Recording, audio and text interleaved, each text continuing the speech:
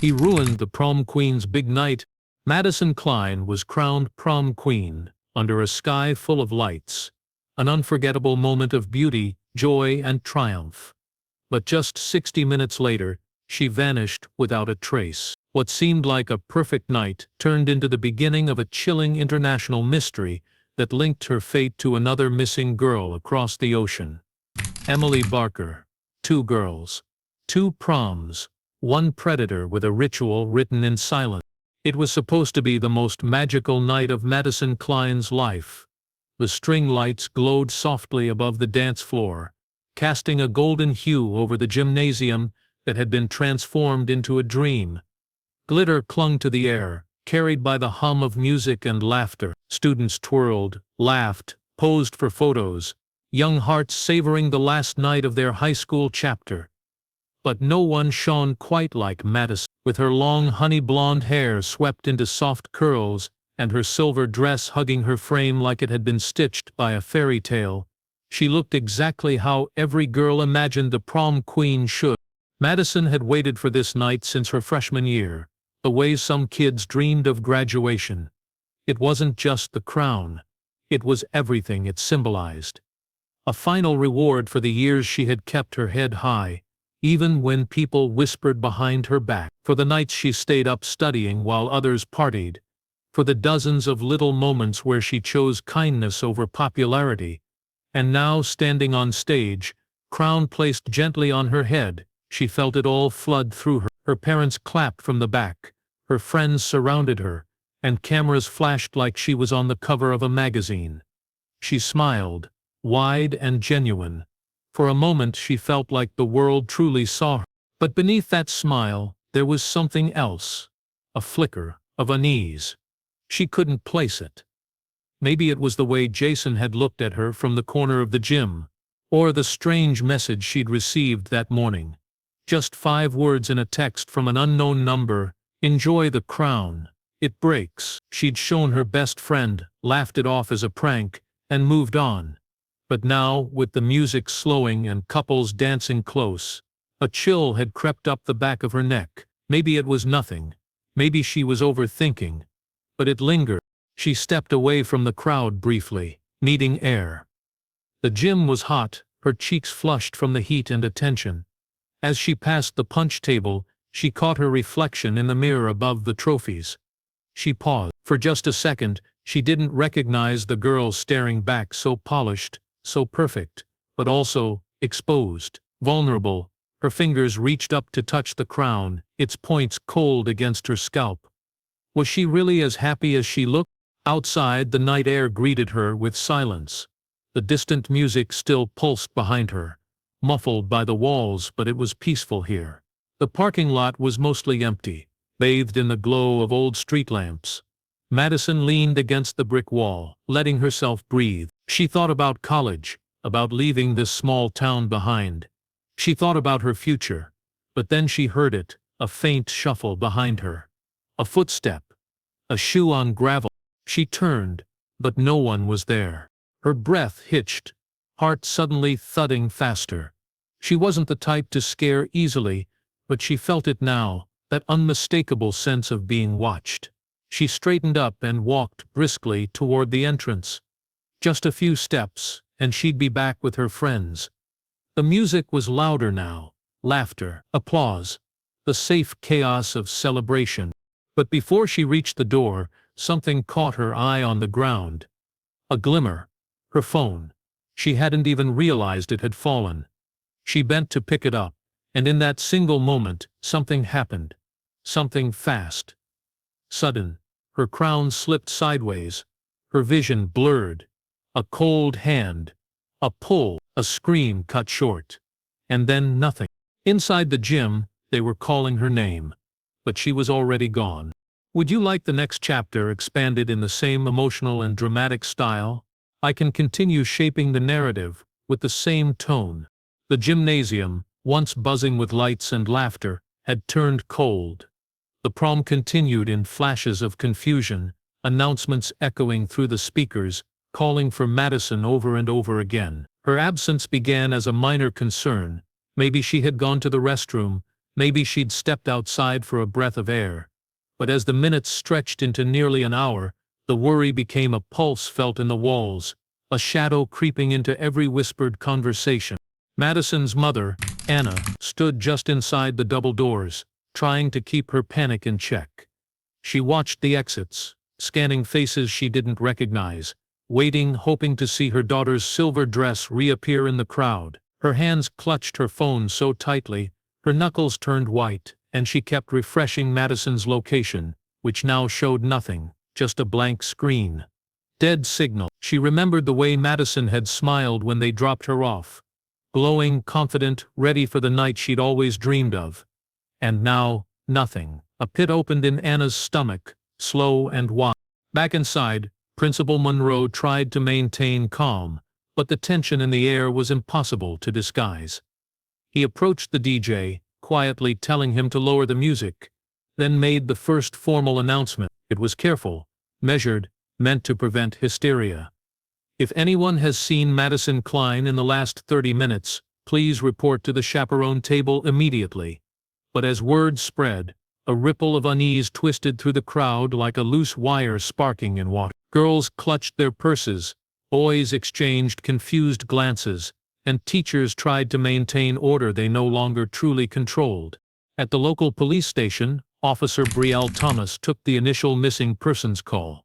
It wasn't unusual to get over-concerned parent reports during prom season. But something in Anna Klein's voice cut through protocol. There was a cracking underneath her words, a tremble that didn't sound like a parent overreacting. It sounded like a mother whose instincts were screaming. Brielle arrived at the school 20 minutes later, her stomach sinking as she saw the crown lying shattered beside the fire exit at the back of the building. It hadn't simply fallen. It looked stomped. Nearby, half hidden under a bush, was a torn piece of silver fabric, roughly ripped, jagged at the edge. Officers cordoned off the area. Students were quietly told not to leave.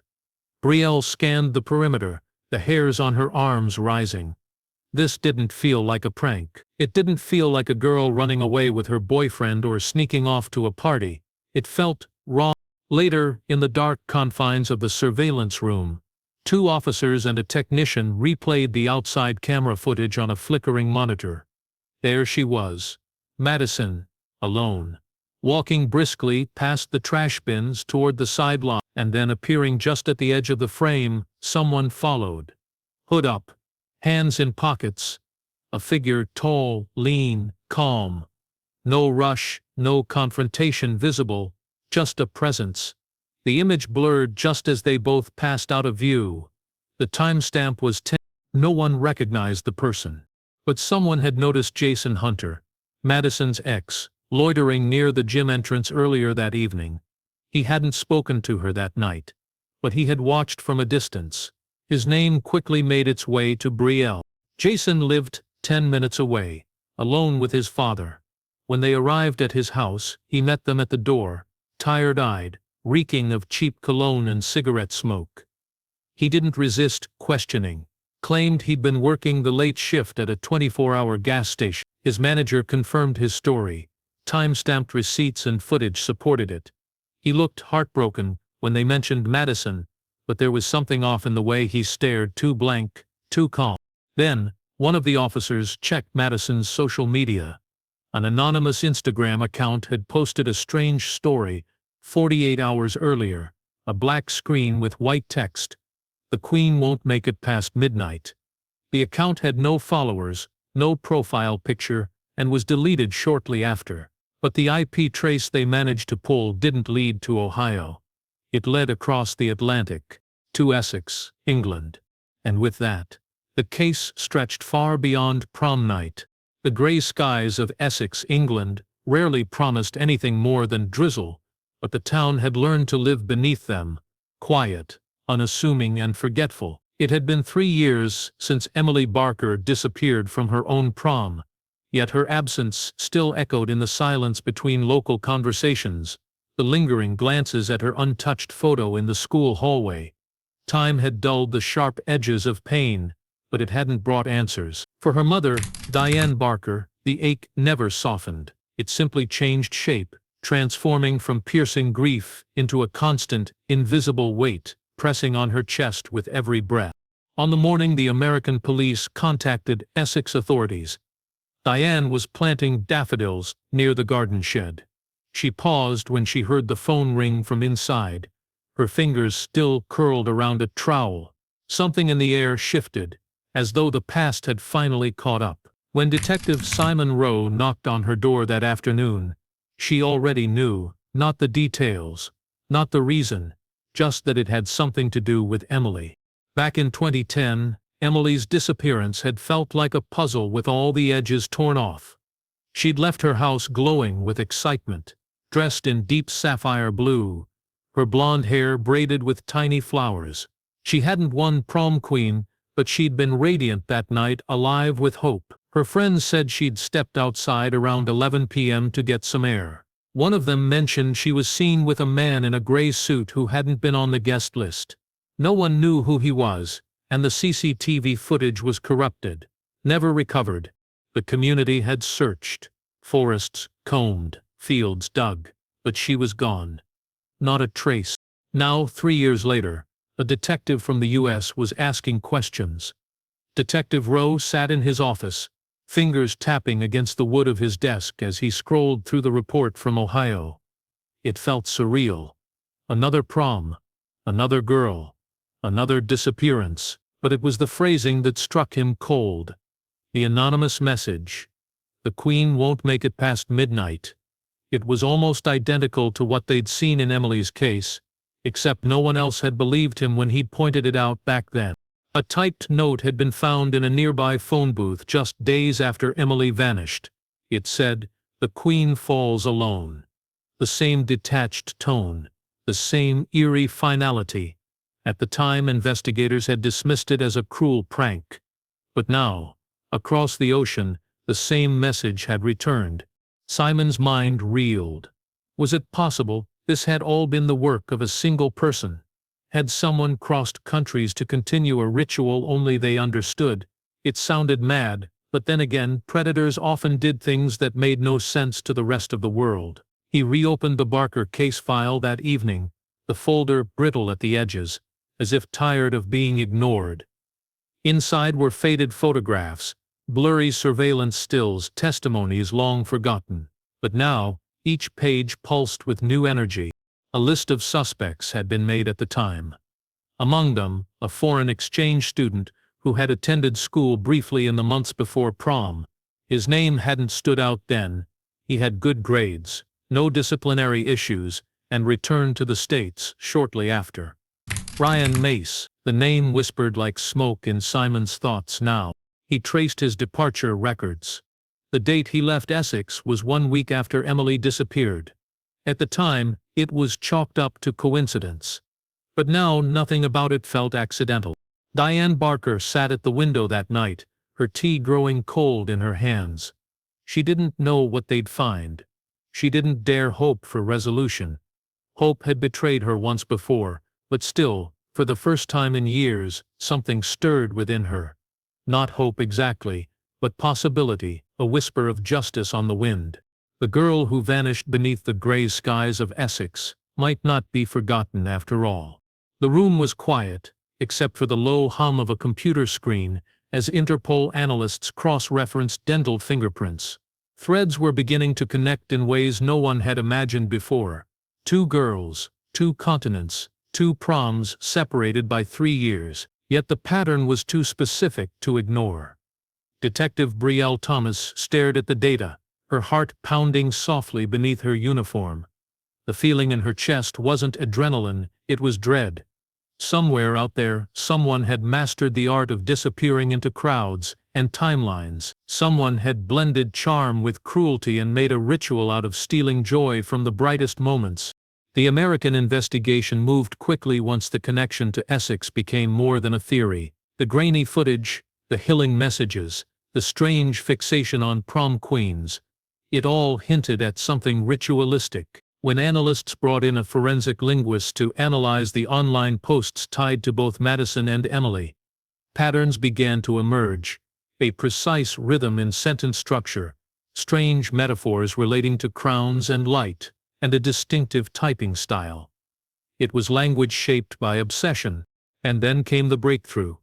The IP address from the deleted account led to a proxy server that, through several backdoors, was traced to a library in Dayton, Ohio. That alone might not have been enough, except a university enrollment database confirmed that a student named Ryan Mace had once used that same library system when he returned to the States after studying abroad. In the UK, he had been just another quiet exchange student, courteous, invisible, seemingly unremarkable. His records were clean, his teachers remembered him as bright but introverted. He faded into memory like a ghost.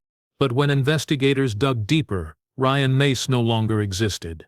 There were no tax records, no driver's license renewals, no active digital footprint. It was as if he had disappeared. Until one name surfaced. Daniel Reeve, a man with no criminal record, but whose online purchases showed an unsettling pattern.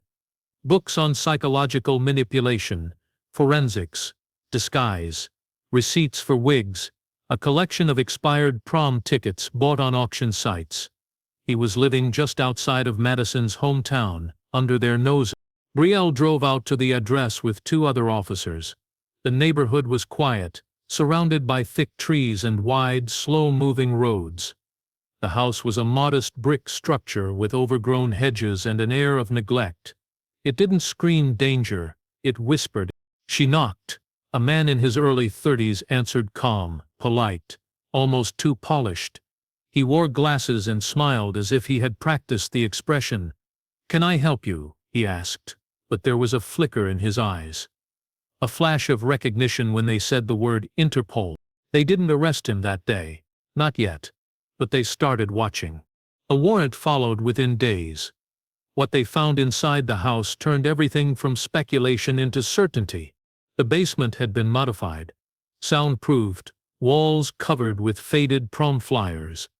A dusty mannequin wore a replica of Madison's prom dress. There were labeled boxes, each one holding keepsakes that had no business being in his possession. One had a tiara with a missing gem. Another held a corsage, brittle and yellowing.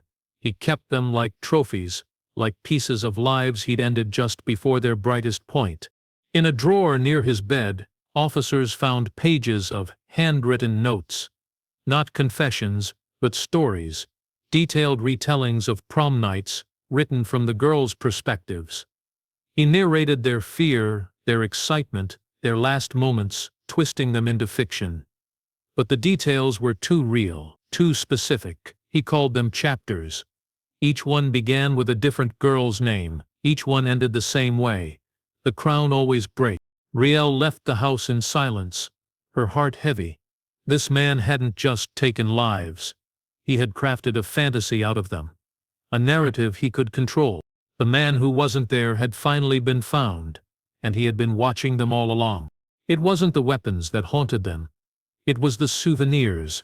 The search of Daniel Reeve's home turned from a procedural sweep into a descent into a twisted museum of stolen innocence. Beneath layers of dust and silence, detectives uncovered a room so meticulously arranged it felt like walking through a shrine. Not to a god or a person, but to a moment. A single second frozen in time, the last heartbeat of happiness. The instant before the nightmare began. The final breath before a prom queen vanished. Officer Brielle Thomas stood in the doorway of that basement, the low hum of the overhead bulb, casting soft shadows over everything.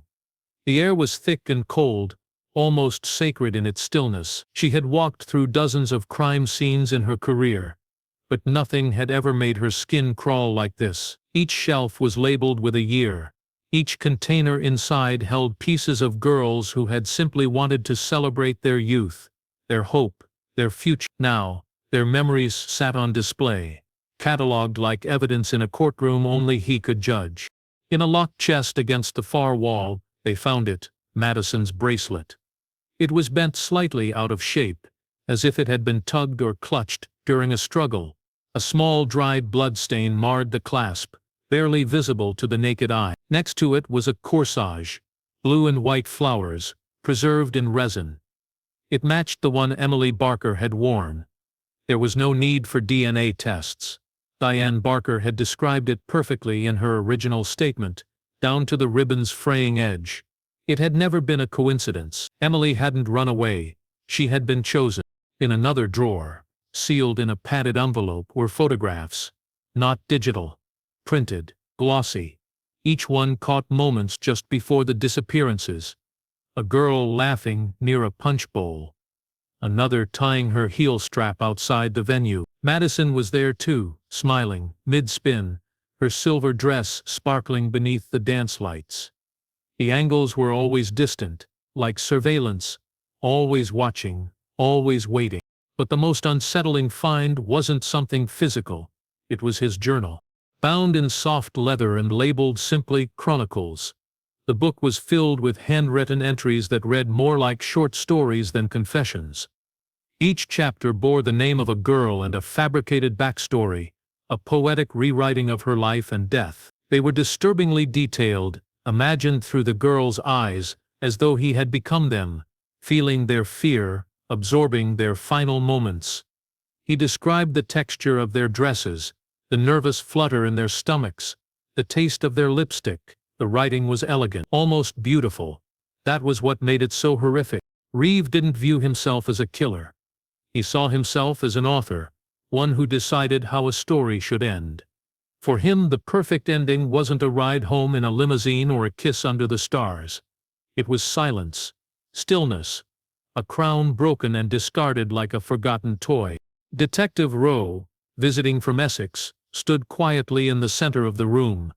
His breath caught when he saw the name Emily etched into one page in delicate cursive.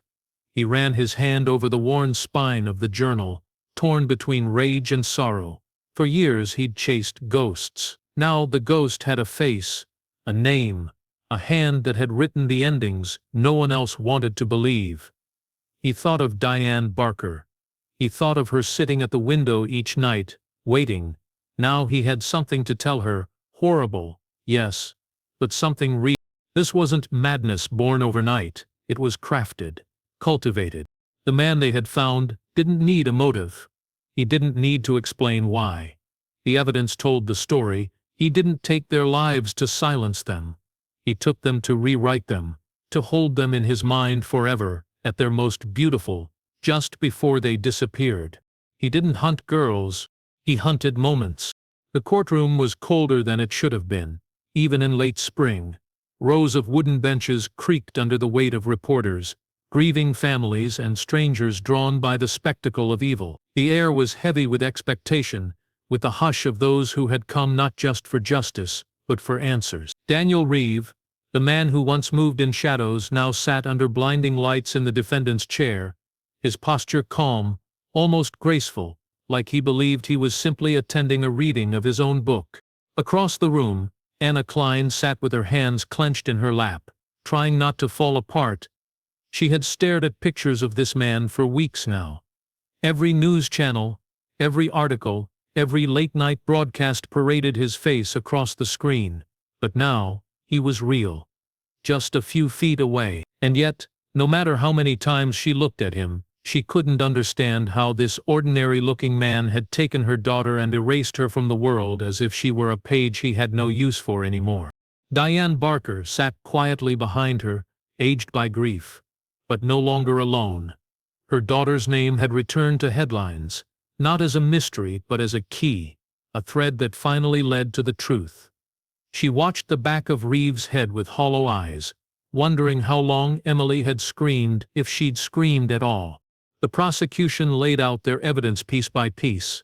The trophies in the basement, the journal, the footage, the disturbing timeline that now reached beyond Madison and Emily, connecting to missing girls in Illinois, Michigan, even as far as Scotland and Belgium. All high schoolers, all prom-goers, all vanished in the same ritualistic way, like chapters torn from lives mid-sentence. Reeve never looked ashamed.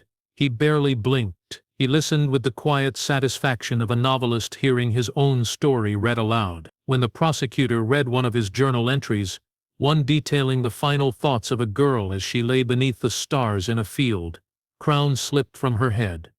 Reeve closed his eyes, not in remorse, but in appreciation. It was then that the courtroom truly changed. The jury members shifted uncomfortably. Reporters looked away. The grotesque beauty of his writing was undeniable, but it only made the reality more horrifying. He had romanticized fear, made art out of suffering. And the girls, they were never named in his stories, only referred to by their final emotions: hope, delight, radiance, terror. They weren't people to him. They were emotions, frozen in their final moments. The defense tried to suggest insanity, pointing to his delusions, his obsession with control, his fantasy world. But experts disagreed. Daniel Reeve wasn't mad. He was methodical, patient, brilliant, even. And he knew exactly what he was doing. When the verdict was announced, it was almost anticlimactic: guilty. On all counts, multiple life sentences without parole. The courtroom didn't erupt in applause. There were no cheers, just silence, thick and fragile, because justice, while necessary, could never fill the emptiness left behind. No trial could return Madison's laughter to her mother's kitchen. No sentence could bring back Emily's humming in the garden, or her dreams of studying art in London. The girls were still gone, their crowns broken, their dresses buried in the soil of memory. Outside the courthouse, the sky was overcast, and a cold wind brushed through the gathered crowd. Anna clutched the photo of Madison in her prom dress, her fingers trembling. Diane stood beside her, one hand resting lightly on her shoulder. Two mothers, bonded not by friendship but by loss, and by the long, harrowing journey toward truth. The cameras clicked.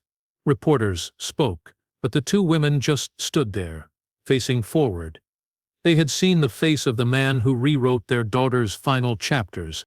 Now they had to find a way to finish the story themselves. The woods behind Daniel Reeve's old cabin were silent, untouched, dense and damp with the weight of years. It had taken nearly 12 months after the trial for the final piece of the story to surface.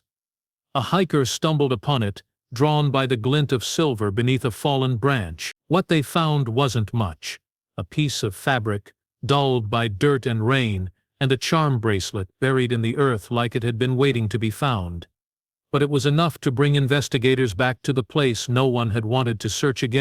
Beneath layers of soil, past roots that had wrapped protectively around the hidden secret, they unearthed her. Madison Klein, or what was left of her. Her remains were cradled in torn silk and time, her bones fragile yet unmistakably hers. The silver dress, though shredded, still shimmered faintly in the morning light. The forest stood still as if holding its breath, mourning what it had been forced to keep. When Anna Klein received the call, she didn't speak. She simply dropped the phone. Her knees gave out before she even hit the floor. For so long, part of her had clung to the impossible hope that maybe, just maybe, Madison had escaped, that somewhere, her daughter was living a hidden life, safe and smiling. But the truth, even as it broke her all over again, was also a strange kind of relief. The not knowing had been a prison. Now at least, she could grieve without the chains of uncertainty. The memorial service was held 2 weeks later, a small ceremony. Quiet, intimate. Madison's friends spoke through trembling lips. Her father couldn't speak at all. And Anna, she stood at the podium holding her daughter's favorite childhood storybook, reading the last page with a voice like glass, clear but fragile. It was a story Madison had loved, one where the princess always found her way home. Now finally, thousands of miles away, in Essex, Diane Barker stood alone at Emily's grave. There was no new evidence, no fresh discovery, but something about the recovery of Madison's remains felt like closure she hadn't dared to believe in. They were connected, she and Anna, in a way few others would ever understand. Bound not by tragedy, but by the fierce, undying love of mothers who refused to forget. In the years that followed, both towns changed. The schools held annual vigils for the girls they lost. New safety protocols were put in place. Counselors told students that their voices mattered, that no message was too strange to report, that no feeling of dread should be dismissed. The phrase "the queen falls alone" would haunt those halls forever, not as a threat anymore, but as a warning etched in memory. Daniel Reeve would never see the outside world again. Inside his solitary cell, he had become quiet, unresponsive. He wrote less, spoke less. Occasionally, he would trace words into the condensation on the window, fragments of sentences, often unfinished. He no longer controlled the story. That power had been taken from him, and without it, he faded. But even in his silence, the damage remained. He hadn't just stolen lives, he had stolen trust. He had shattered something sacred in every young girl who dreamed of prom as a fairy tale, every parent who believed a single night could be saved. Yet somehow, life moved forward. Dresses were still worn, songs were still danced to, crowns were still placed gently on young heads, but now, with a new weight, not of fear but of remembrance. Because even though he ruined the prom queen's big night, he didn't get to erase her. Madison's name lived on in scholarship funds, in memorial gardens, in whispered stories between students who never met her but knew what she stood for. And Emily's voice echoed too, not in screams but in every brushstroke made by young artists inspired by her spirit. The crowns may have broken, but the girls never truly disappeared.